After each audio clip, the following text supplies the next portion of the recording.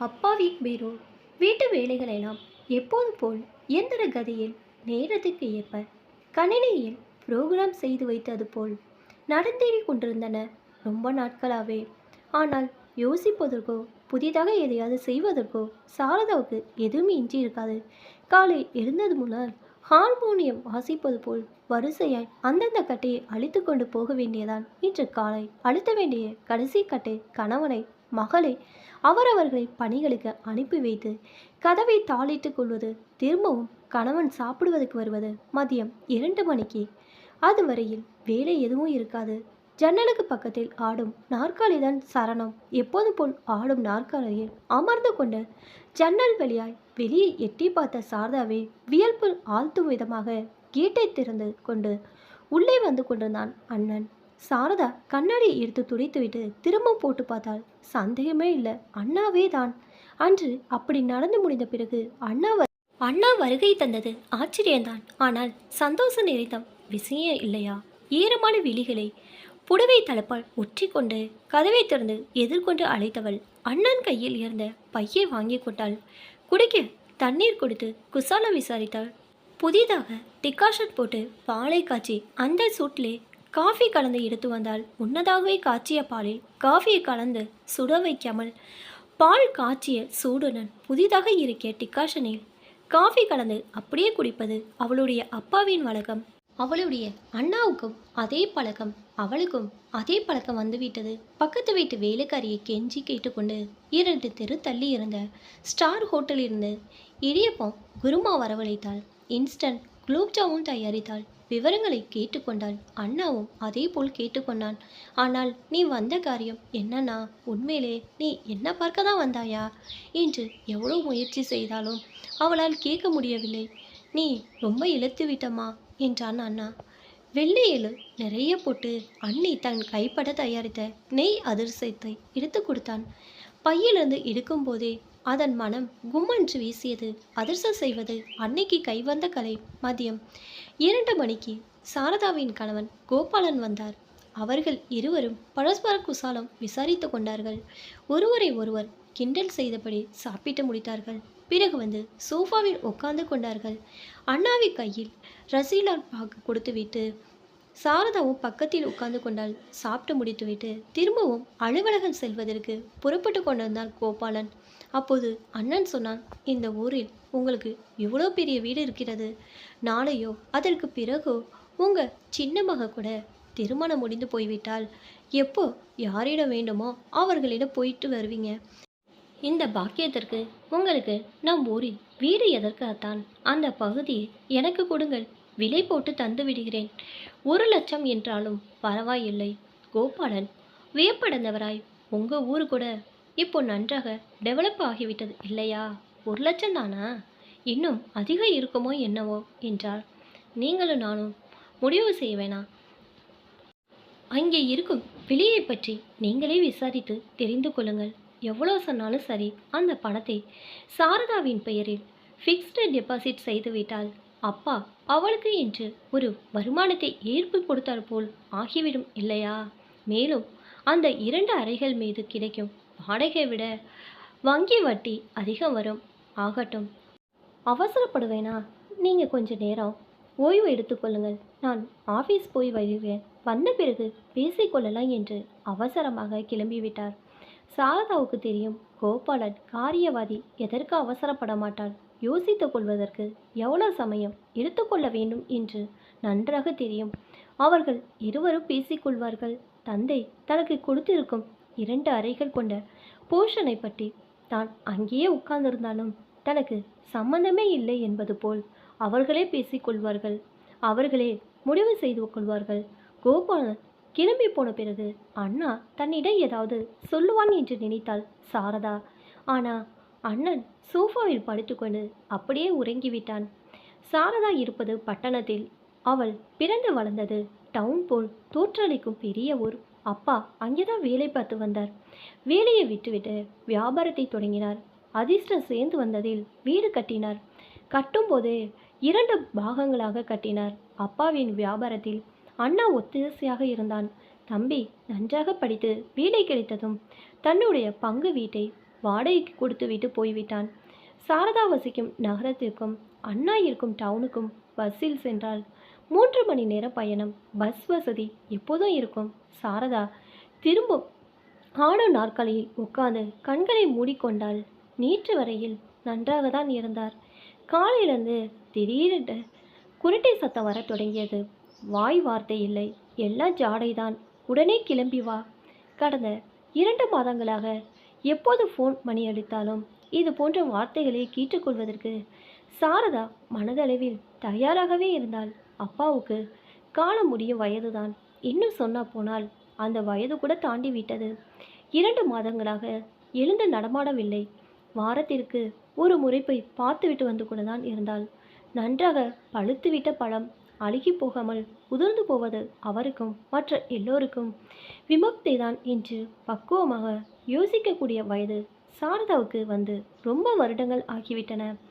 அதனால்தான் தடுமாறாமல் ஃபோனை வைத்துவிட்டு அடுப்பில் பாதி முடித்திருந்த சமையலை பதட்டப்படாமல் முடித்துவிட்டு தன்னுடைய உடைகளை மருந்துகளை மறக்காமல் ஒரு பையில் எடுத்து வைத்து கொண்டாள். கணவருக்கும் மகளுக்கும் ஃபோனில் தகவல் சொன்னாள். பக்கத்து வீட்டு மாமியிடம் வீட்டு சாவியை கொடுத்து கொண்டே, அப்பாவுக்கு ரொம்ப முடியாமல் இருக்கிறதாம், என்ன நடக்குமோ என்னவோ, நான் கிளம்பி போகிறேன், எங்கள் வீட்டார் வந்தால் சாவியை கொடுங்கள் என்றாள். அந்த அம்மா சாவி கொத்தை வாங்கி கொண்டே, அப்படியா, பாவம், ஏதோ அவர் இருக்கும் வரையில் வார வாரம் போய் வந்து கொண்டு வந்தீங்க, அவர் போய்விட்டார் என்றால் இனி உங்களுக்கு அந்த ஊருடன் தொடர்பு முடிந்து விட்டார் போல்தான் என்றாள். அந்த வார்த்தைகள் இதயத்தில் முள் தைப்பது போல் இருந்தன சாரதாவுக்கு. அப்பா போய்விட்டால் இனி அந்த ஊருக்கு தான் போக மாட்டாளா? வா என்று அண்ணன் கூப்பிட மாட்டானா? என்றாவது போனால் சந்தோஷப்பட மாட்டானா? அப்பா இறந்து போகும் முன்பே துக்கம் பொங்கி கொண்டு வந்தது. அவர் போய்விடுவார் என்றால் வராத துக்கம் அந்த ஊருடன் தொடர்பு முடிந்துவிடும் என்றால் வருவானே? சாரதா போய் சேரும் வரையில் அவர் போகவில்லை. சாரதாவை கண்ணார கண்டார். அருகில் சென்றபோது கையை பற்றி கொண்டார். ஏதோ ஜாடை செய்தார். கண்களில் நீர் நிறைந்தது அவருக்கு. புடவை தலப்பால் கண்ணீரை ஒற்றிவிட்டாள். மாலையில் எல்லாம் முடிந்துவிட்டது. அது திடீரென்று ஏற்பட்ட மரணமோ சின்ன வயதோ இல்லை என்பதால் எல்லோரும் அவரவர்களின் கடமைகளில் வேலையில் ஈடுபட்டார்கள். தகன காரியம் முடியும் வரையில் கம்பீரமாக இருந்த சூழ்நிலை அதற்கு பிறகு கொஞ்சம் லேசாக மாறியது. கலகலவென்று பேச்சுக்கள் தொடங்கிவிட்டன. அம்மா இறந்து போய் 20 வருடங்கள் ஆகிவிட்டன. அவள் திடீரென இறந்துவிட்டாள். அந்த சமயத்தில் மரணத்தை இந்த அளவுக்கு தைரியமாக சாரதாவால் எடுத்துக்கொள்ள முடியவில்லை. எதிர்பாராத அந்த சம்பவம் சாரதாவை ரொம்பவும் கலங்கடித்து விட்டது. துக்கம் வெள்ளமாய் பெருகியது. அது மட்டுமில்லை, அம்மாவின் கையால் தான் எத்தனையோ செய்ய வைத்து கொண்டாலே தவிர அவளுக்கு தான் எதுவும் செய்யவில்லையே என்ற குற்ற உணர்ச்சி இதயத்தில் ஆழமாய் பதிந்து விட்டது. இன்றும் அந்த வலி இருந்து கொண்டுதான் இருக்கிறது. தன்னுடைய வேதனையை அனுபவங்களை எல்லாம் அம்மாவிடம் பகிர்ந்து கொள்வார் சாரதா. அம்மா எல்லாவற்றையும் பொறுமையாக கேட்டுக்கொண்டு, எல்லாம் காலப்போக்கில் தானாகவே சரியாவிடும் சாரதா, எதையும் பொருட்படுத்தாதே, உன் வேலையை நீ பார்த்து கொண்டு போ என்று சொல்வார். அம்மா போன பிறகு சாரதா ஏறக்குறைய ஊமையாகவே ஆகிவிட்டாள். தப்பி தவறி மனதில் ஏதாவது உணர்வுகள் தோன்றினாலும் உடனுக்குடன் அப்படியே ஆவியாகிவிடும். தன்னைத்தானே ஒரு இயந்திரமாக மாற்றிக்கொண்டாள். அப்பாவிடம் நெருக்கமோ உரிமையோ இருந்ததில்லை. ஆனால் சமீபத்தில் 10 ஆண்டு காலமாக அவர் அவளுக்கு நெருக்கமாகிவிட்டார். படுக்கையில் விழுந்த பிறகு ஒரு வாரம் தான் போகவில்லை என்றால் உடனுக்குடன் தொலைபேசி மூலமாக அழைக்க செய்தார். தன்னுடைய கட்டில் மீதே உட்கார சொல்வார். அவர்தான் அதிக பேசி வந்தார். சின்ன வயதில் சாரதா அதிகமாக பேசுவது வழக்கம். போக போக பேச்சு குறைந்து விட்டது. மௌனம்தான் அவளுடைய மொழியாகி விட்டது.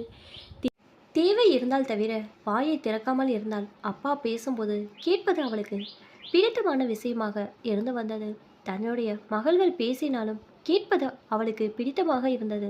ஆனால் இப்போது தன்னிடம் பேசுவதற்கு அவர்களுக்கு சப்ஜெக்ட் கிடைப்பதில்லை என்று சொல்லி வருகிறார்கள். கோபாலன் எப்போதும் பரபரப்பாக இயங்கும் ஆசாமி எப்போதாவது பேசுவார். கேட்பது நன்றாக பழகிவிட்டது. அம்மா இருக்கும் வரையில் எல்லோரும் ஒன்றாக தான் இருந்தார்கள். பிறகு அவரவர்கள் பங்கு பிரித்து கொண்டு விட்டார்கள். தம்பி தன்னுடைய போர்ஷனை வாடகைக்கு கொடுத்துவிட்டு போய்விட்டான். திடீரென அப்பா வடக்கு பக்க காலியாக இருந்த இடத்தில் 2 அறைகளை கட்டி கொண்டார். அங்கே எதுக்குப்பா என்று அண்ணா எவ்வளோ சொன்னாலும் காதில் வாங்கவில்லை. அண்ணாவின் போர்ஷனுக்கு பக்கத்தில் இருந்த காலி இடத்தில் ஒரு போர்ஷனாக கட்டினார். ஒரு அறைக்கு அட்டாச் பாத்ரூமும் கட்டினார். அந்த 2 அறைகளை சுற்றிலும் வேலி போட செய்து உள்ளே செடிகளை நட செய்தார். அது ஒரு தனி போர்ஷனாக மாறிவிட்டது. தன்னுடைய இருப்பை அந்த இடத்திற்கு மாற்றிக்கொண்டார். தன்னுடைய பீரோ கட்டு தன்னுடைய ஜாமான்கள் எல்லாம் அந்த போர்ஷனுக்கு மாற்றினார். உங்களை நாங்கள் சரியாக கவனிக்கவில்லை என்று இப்படி செய்கிறீங்களா என்று அண்ணா நொந்து கொண்டான். நீங்கள் என்ன கவனிப்பது? நான் நன்றாக தான் இருக்கிறேன். இன்னும் நம்முடைய கடைக்கு வந்து கொண்டு தான் இருக்கிறேன். கொஞ்சமோ நஞ்சமோ சம்பாதித்து கொண்டு தான் இருக்கிறேன். ஏனோ எனக்கு இப்படி தனியாக இருக்க வேண்டும் என்று தோன்றியது. உங்கள் அம்மாவை இல்லாமல் அங்கே இருக்க முடியவில்லை என்றார். காஃபி, டிஃபன், சாப்பாடு எல்லாம் அந்த போர்ஷனுக்கு அனுப்பி வைத்தாள் அண்ணி. பேரன் பேத்தி தாத்தாவின் போர்ஷனிலே படுத்து கொண்டார்கள். இதோ 3 மாதங்களுக்கு முன்புதான் அண்ணா அப்பாவை தன் போர்ஷனுக்கு இடம் மாற்றினான்.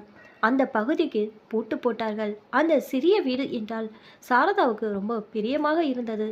அங்கே போன போதெல்லாம் பெருக்கி சுத்தம் செய்து ஒழுங்குபடுத்தி விட்டு வருவாள். 10 நாள் காரியங்களுக்கு மகன்கள் பட்ஜெட் போட்டார்கள். ஆளுக்கு சரிபாதி என்றார்கள். எல்லாம் நல்லபடியாக நடந்து முடிந்தது. ஊர் முழுவதும் சாப்பாடு போட்டார்கள். அன்று சாப்பாட்டில் அப்பாவுக்கு ரொம்ப பிடிக்கு என்று வெள்ளை எள்ளு அதிகமாக போட்டு நெய் அதிர்சங்களை பண்ணுவதற்கு ஏற்பாடு செய்தாள் அண்ணி. தனக்கும் தம்பிக்கும் கொடுக்க வேண்டும் என்றும் கொஞ்சம் அதிகமாகவே மாவு போட சொன்னாள். ஒரு ஸ்டீல் டப்பாவில் தனியாக எடுத்து வைத்து, சாரதா இது உனக்கு, அப்புறம் மிச்சம் இருக்குமோ இருக்காதோ என்று முன்னாடியே உனக்காக எடுத்து வைத்து விட்டேன் என்று சொன்னாள். சுப சுவீகாரம் கூட முடிந்துவிட்டது.